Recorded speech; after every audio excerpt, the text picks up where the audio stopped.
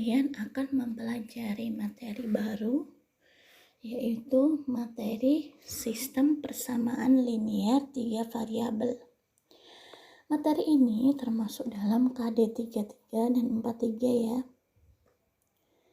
Sebelum kita memasuki materinya, kita harus mengetahui peta konsep apa yang kita pelajari, apa yang kita pelajari pada sistem persamaan linear 3 variabel ini.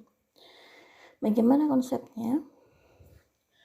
Untuk mempersingkat, memudahkan kita mengucapkan, saya singkat menjadi SPLTV ya. Bagaimana konsep SPLTV? Dulu kalau pada di SMP, kalian tuh bukan SPLTV, tetapi SPLDV. Kalau ketika kalian SMP, 2 variabel, makanya disingkat dengan SPLDV. Kalau sudah SMA, kalian akan mengenal dengan SPLTV, bukan 2 variabel lagi, tapi 3 variabel. Jadi, kalau dalam 2 variabel ada 2 persamaan saja dengan 2 variabel. Berarti, kalau 3 variabel ada 3 persamaan, juga 3 variabel. Bagaimana peta konsepnya? Yang pertama, di dalam SPLTV ini, kalian akan mengetahui bagaimana bentuk umum dari SPLTV itu sendiri. Kemudian, seperti pada SPLDV, kalian juga dapat memakai metode penyelesaian untuk menentukan penyelesaian dari SPLDV yang kalian pernah dapat ketika SMP. Di SPLTV ini juga ada metode penyelesaiannya. Sekalian ada penerapan dalam kehidupan sehari-hari. Apa itu metode penyelesaian dan penerapan SPLTV? Yang pertama, kalian mungkin ingat apa itu dengan metode eliminasi. Kemudian yang kedua, kalian mungkin mengingat kembali metode substitusi.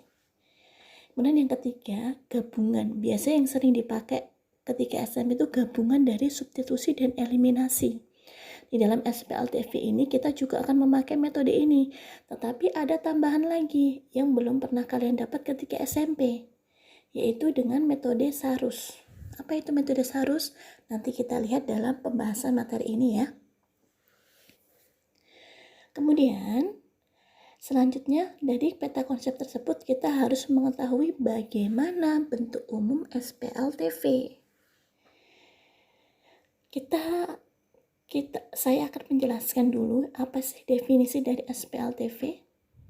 SPLTV adalah sistem persamaan yang disusun oleh 3 persamaan dengan 3 variabel yang sama. Maksudnya, di dalam SPLTV itu ada 3 persamaan dengan 3 variabel yang sama. Variabel yang sama itu maksudnya begini, pada persamaan 1 misalkan variabelnya X, Y, Z. Berarti persamaan kedua juga harus memuat X, Y, Z. Tidak mungkin persamaan kedua A, B, C, itu tidak mungkin. Makanya di sini pengertiannya sistem persamaan yang disusun oleh 3 persamaan dengan 3 variabel yang sama. Selanjutnya, bentuk umumnya gimana? Bentuk umumnya seperti ini. Yang pertama, saya mengambil di sini pakai contoh X, Y, Z ya. Entah nanti dalam suatu kasus ada A, B, C, P, Q, R, tidak apa-apa. Karena yang bentuk umumnya biasanya pakainya X, Y, Z. Bentuk umum A1X ditambah B1Y ditambah C1Z sama dengan D1. Yang kedua ini, yang ketiga juga begini. Maksudnya gimana ini? Ada huruf A1, B1, A2, B2, C1, C2, D1, D2 sampai D3. Ada X, Y, Z. Ini maksudnya gimana? Keterangannya, X, Y, Z sebagai variabel. Entah nanti dalam soal bisa PQR, ABC, KLM boleh. Kemudian A1, A2, A3, B1, B2, B3, C1, C2, C3 adalah koefisien dari variabel. Berarti kalau A1 sampai A3 koefisien dari X, B1 sampai B3 itu koefisien dari Y, C1 sampai C3 itu koefisien dari Z. Koefisien itu angka di depan variabel, bilangan di depan variabel ya. Kalau ada tanda minusnya, berarti koefisiennya juga minus ya. Kemudian D1, D2, D3 merupakan konstanta, merupakan bilangan saja. dia tidak diikuti dengan variabel. Contohnya gimana? Contoh bentuk umum SPLTV. Contohnya seperti ini. X ditambah 2Y tambah 3Z sama dengan 6. Berarti A1 sama dengan 1, A2 sama dengan 2, A3 sama dengan 1, B1 sama dengan 2, B2 sama dengan negatif 1, B3 sama dengan negatif 4, dan seterusnya. Di sini D-nya D1 6, D2 negatif 8, D3 negatif 20. Paham ya? Mudah kok, kalau dalam SMS juga kalian sudah pernah dapat ya. Kalau di sini adanya 3 variabel. Kalau dulu kalian diberi materi oleh gurunya sampai Y saja. Kalau SMA sudah pasti naik dong. Sudah jadi 3, bukan 2 lagi tapi 3 variabel. Kemudian contoh kedua, misalkan dalam bentuk umum SPLTV dalam kehidupan sehari-hari. Gimana contohnya? Nanti pasti kalian ingat dengan materi ini. Adi membeli 3 buku, 2 pensil, dan 5 penghapus seharga 50.000. Budi membeli 4 buku, 1 pensil, 3 penghapus seharga 51.000. Sedangkan Chandra membeli 2 buku, 4 pensil, dan 4 penghapus seharga 48.000. Bagaimana bentuk SPLTV dari permasalahan tersebut? Pasti ingat kan materi ini? Kalau dulu di SMP kalian cuma 2 saja yang dibeli. Kalau di SMA menjadi 3 yang dibeli, jadi lebih banyak kan? Berarti kita misalkan apa di sini? Buku sama dengan X, pensil sebagai Y, penghapus sebagai Z. Kita tinggal tuliskan persamaannya untuk masing-masing anak ya. Adi membeli 3 buku, berarti 3X. Ditambah 2 pensil, 2Y, dan 5 penghapus ditambah 5Z. Berapa? 50.000. Kemudian Budi 4X ditambah Y ditambah 3Z sama dengan 51.000. Untuk Chandra 2X tambah 4Y tambah 4Z sama dengan 48.000. Inilah ketiga persamaan ini merupakan bentuk umum dari SPLTV. Dia termasuk bentuk umum SPLTV karena terdiri dari 3 persamaan dengan 3 variabel yang sama. Paham ya? Pasti ingat. Kalau dulu cuma membeli buku dan pensil saja. Sekarang karena sudah semakin bertumbuh, berkembang kalian, maka menjadi 3 yang dibeli. Paham? Paham ya? Kemudian selanjutnya kita akan menggunakan metode penyelesaian SPLTV dalam sebuah contoh soal. Kita terapkan keempat metode pada satu soal. Karena apapun metode yang dipakai, itu hasil penyelesaiannya harus sama. Entah pakai eliminasi, substitusi, gabungan substitusi dan eliminasi, dan sarus, hasil akhirnya harus sama. Kalau ada yang berbeda, berarti ada yang salah dalam menerapkan metodenya. Ya, di sini saya pakai satu contoh soal di sini saya akan memakai satu contoh soal untuk dicari penyelesaiannya dengan 4 metode. Apakah hasilnya sama? Kita lihat ya. Yang pertama, kita akan memakai contoh 3. Contoh 3 ini kita akan cari penyelesaiannya nanti dengan 4 metode. Yaitu X tambah Y tambah Z sama dengan minus negatif 6. Ini contohnya X min 2Y tambah Z sama dengan 3, min 2X tambah Y tambah Z sama dengan 9.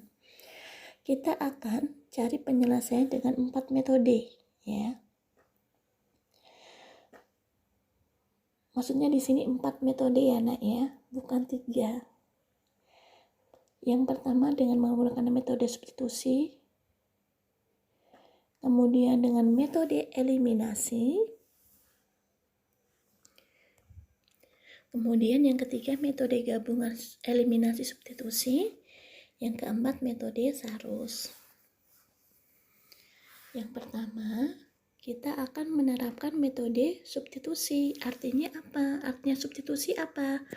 Mengganti suatu variabel dengan variabel lainnya. Nah, gimana? Tadi dicontohkan seperti ini. X tambah Y ini sesuai contoh 3 tadi ya. Kita kasih persamaannya 1, kedua, ketiga.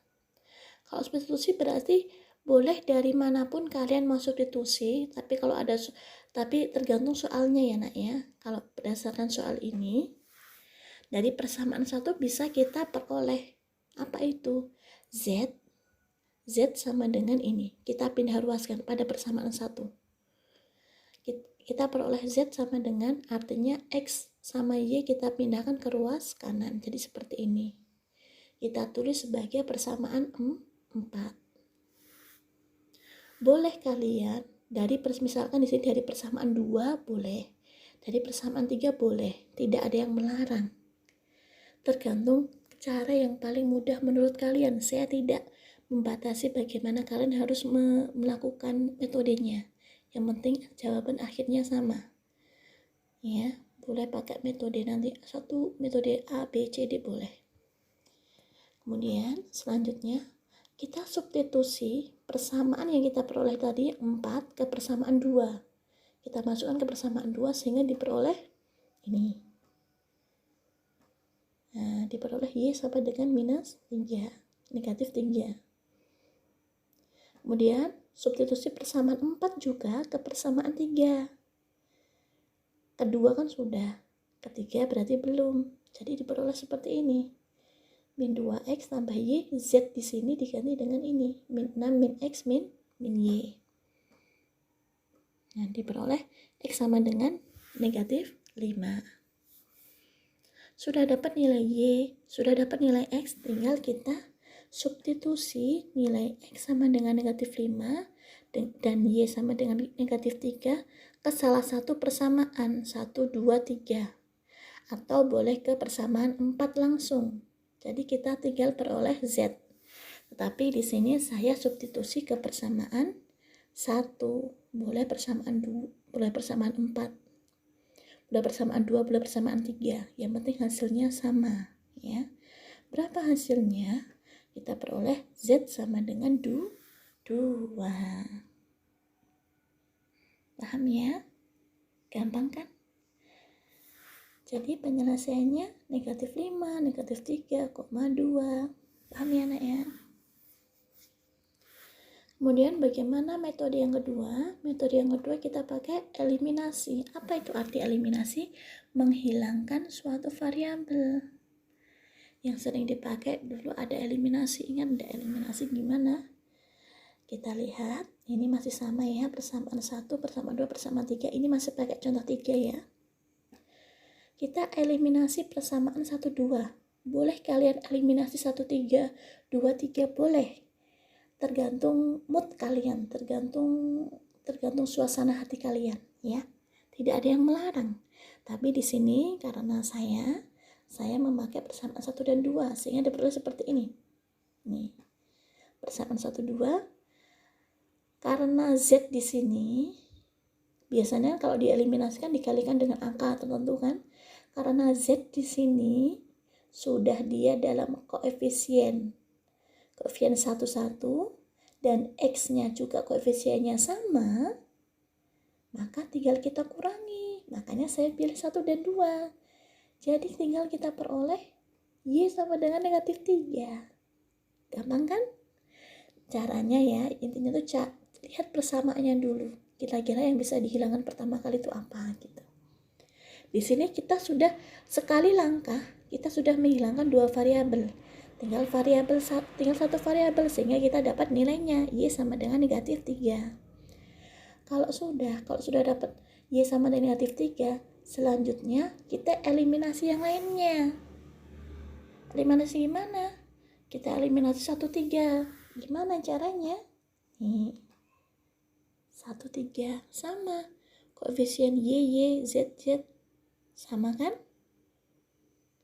Sehingga kita peroleh ini. Y sama Z bisa dihilangkan, kita peroleh X saja. Jadi X sama dengan negatif 5. Gampang kan? Sudah dapat Y, sudah dapat X. Selanjutnya kita apakan? Selanjutnya kita akan substitusi nilainya. Kalau sudah dapat dua variabel, yang satu variabel boleh disubstitusi ya ketika hasil akhir. Sama seperti tadi kan, akhirnya dapat Z sama dengan 2. Tadi penyelesaiannya juga sama, negatif 5, negatif 3, dan 2. Sama kan? Metode pertama, metode kedua hasilnya sama, berarti masih aman. Kita lihat metode yang ketiga, metode gabungan eliminasi substitusi. Bagaimana? Sama, kita awalnya tulis seperti ini, 1, 2, 3. Eliminasi 1 dan 2, seperti tadi kan, seperti pada metode yang kedua, metode eliminasi, diperoleh nih, Y sama dengan negatif 3. Bedanya sama yang metode 2, setelah Y sama dengan negatif 3, kita tidak eliminasi lagi. Kita substitusi dulu nilai Y sama dengan negatif 3 untuk persamaan 1 dan 3. Ini kan diperoleh, ini yang atas itu untuk persamaan 1, diperoleh X tambah Z sama dengan negatif 3. Yang bawah untuk persamaan 3 dapat 2 lagi. Ini seperti biasa, ini eliminasi substitusi di tengah-tengah penyelesaian itu namanya gabungan. Kalau di akhir bukan gabungan ya. Kemudian kita eliminasi 4 dan 5 seperti biasanya. Kita peroleh seperti ini, X sama dengan negatif 5, sudah dapat X sama Y, berarti kita substitusi nilai X dan Y, diperoleh lagi nilai Z sama dengan 2. Penyelesaian juga sama, negatif 5, negatif 3, dan 2. Pada dasarnya semua metode itu benar, asalkan langkah penyelesaian juga benar dan hasil akhirnya juga benar. Pilih metode yang menurut kalian paling mudah ya. Saya tidak memaksa pakai metode ini, metode pertama, metode kedua, metode ketiga, saya tidak memaksa. Yang penting kalian tuh paham ya. Dan yang keempat, kita akan mengetahui bagaimana metode Sarus, artinya mengubah SPLTV, mengubah ketiga persamaan tadi menjadi bentuk matriks. Selanjutnya setelah diubah kita akan mencari D, DX, DY, DZ. Kalau sudah dapat D, DX, DY, DZ, maka penyelesaiannya apa? Penyelesaiannya yaitu X sama dengan DX per D, Y sama dengan DY per D, dan Z sama dengan DZ per D. Artinya begini, tidak ada eliminasi, tidak ada substitusi, tapi kita main-main angka saja. Coba kita lihat ya. Dari contoh 3 diketahui SPLTV-nya ini kan. Ya, tadi kan sama kita masih pakai contoh 3. Kemudian apa? Kemudian kita ubah menjadi, dengan metode Sarus kita ubah menjadi bentuk matriks. Apa itu bentuk matriks? Bentuk matriksnya seperti ini. Di sini X, Y, Z, H. X di sini koefisien X, koefisien Y, koefisien Z, dan hasilnya. Hasil tuh sama bilangan setelah sama dengan tuh berapa hasilnya. Di sini koefisien X pada persamaan 1, 1, persamaan 2, 1, persamaan 3 juga negatif 2. Sesuai di sini ya anak ya. Kemudian pada koefisien Y, 1, negatif 2, 1, 1, negatif 2, 1. Koefisien Z dari persamaan 1 sampai 3, 1, 1, 1. Kemudian hasilnya berapa di sini? Negatif 6, 3, dan 9. Gampang kan mengubah bentuk matriksnya? Setelah itu kita akan mencari D. D itu apa? D itu kalau nanti kalian kelas 9 atau kelas 12 atau kelas 11 nanti kalian akan mengetahui apa itu D. D dalam matriks itu artinya determinan. Bagaimana determinan D, DX, DY, DZ? Kita akan cari. Yang pertama, untuk D, kalau kita mencari D, maka yang dipakai X, Y, Z. X, Y. Berulang. X, Y, Z, X, Y. Diingat ya, selalu seperti ini, tidak boleh diubah-ubah. X, Y, Z, X, Y. Paham? Atasnya harus X, Y, Z, X, Y. Tinggal angka di bawahnya mengikuti. Koefisien X, koefisien Y, koefisien Z, koefisien X, koefisien Y. Terus diapain sih? Diapain ini? Kita lihat ya. Kita buat garis seperti ini. Kita buat garis bantu. Yang ke kanan warna merah, yang ke kiri warna hijau. Diapain?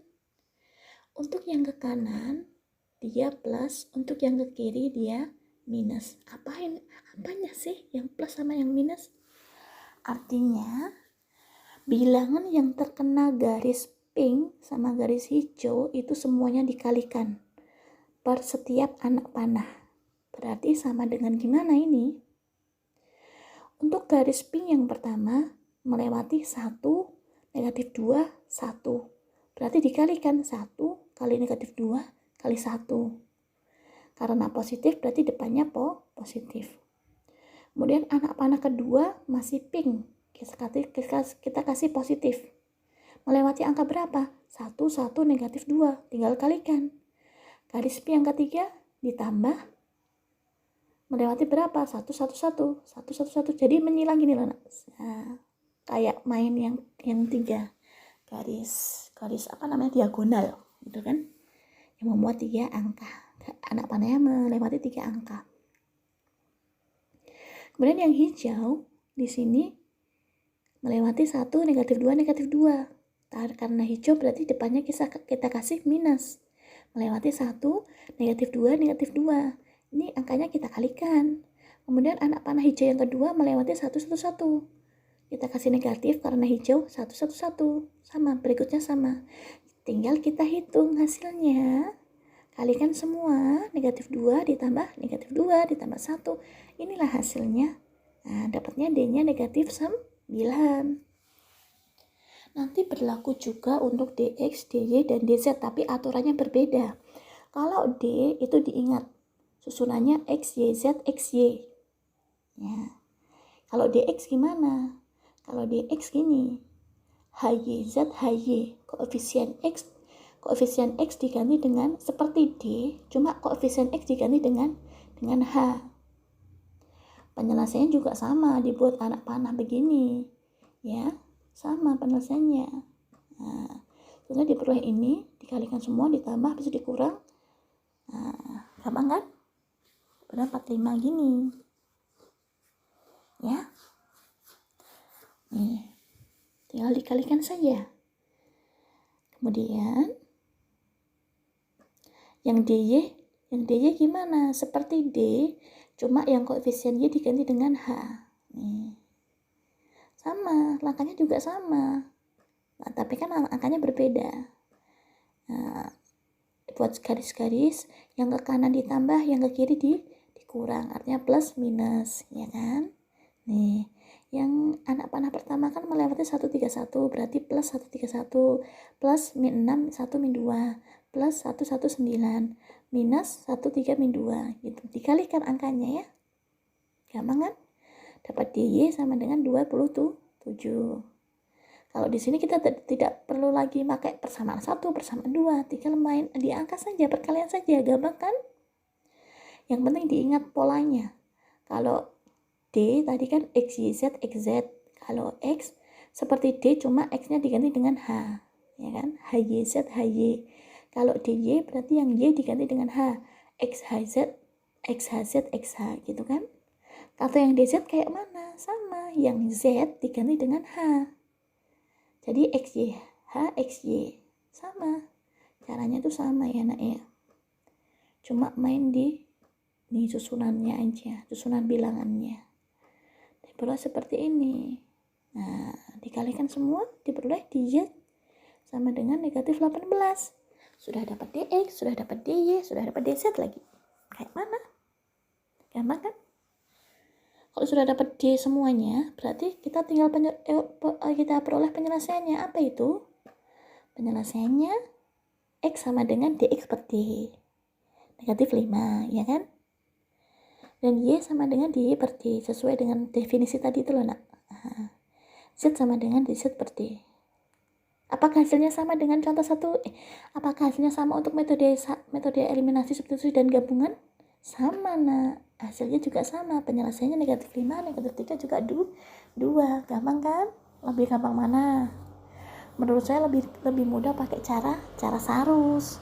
Yang penting kalian teliti ketika melakukan perkalian bilangannya, karena tidak ada memilih persamaan. Paham ya?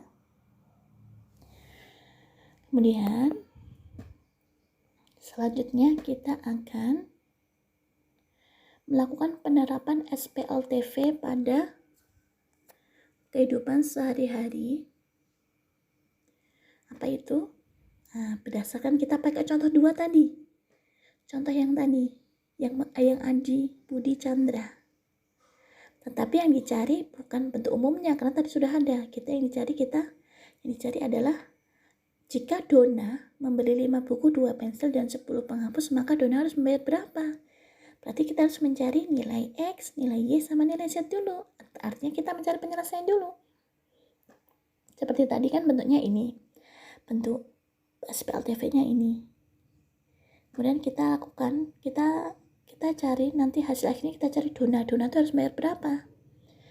Selanjutnya kita akan mencari nilai X, Y, dan Z terlebih dulu.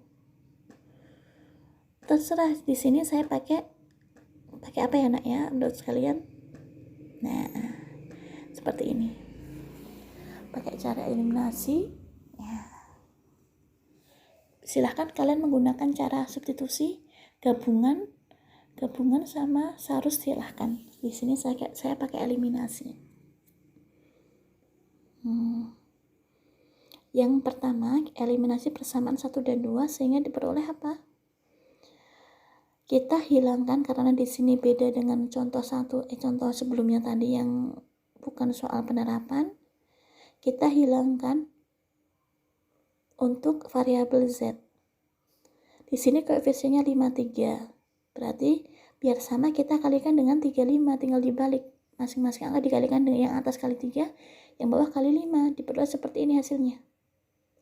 Setelah itu kita kurangkan, diperoleh min 11x tambah y sama dengan min 105.000. Selanjutnya eliminasi persamaan 2 dan 3. Sama, kita hilangkan juga variabel Z. Kenapa? Biar nanti tinggal variabel X dan Y kita eliminasi lagi, sehingga lebih mudah, ya kan? Nih, di sini variabel Z 34. Berarti yang atas kalikan 4, yang bawah kalikan 3. Tinggal dibalik, perkalian bilangannya berapa. Ya kan? Ingat ya metode ini. Intinya untuk menghilangkan satu variabel, untuk memperoleh variabel tersisa lainnya. Di sini diperoleh persamaan 4 memuat variabel XY, persamaan 5 memuat variabel X dan Y, X min X dan Y. Sama kan? Berarti untuk persamaan 4 dan 5 termasuk SPLDV.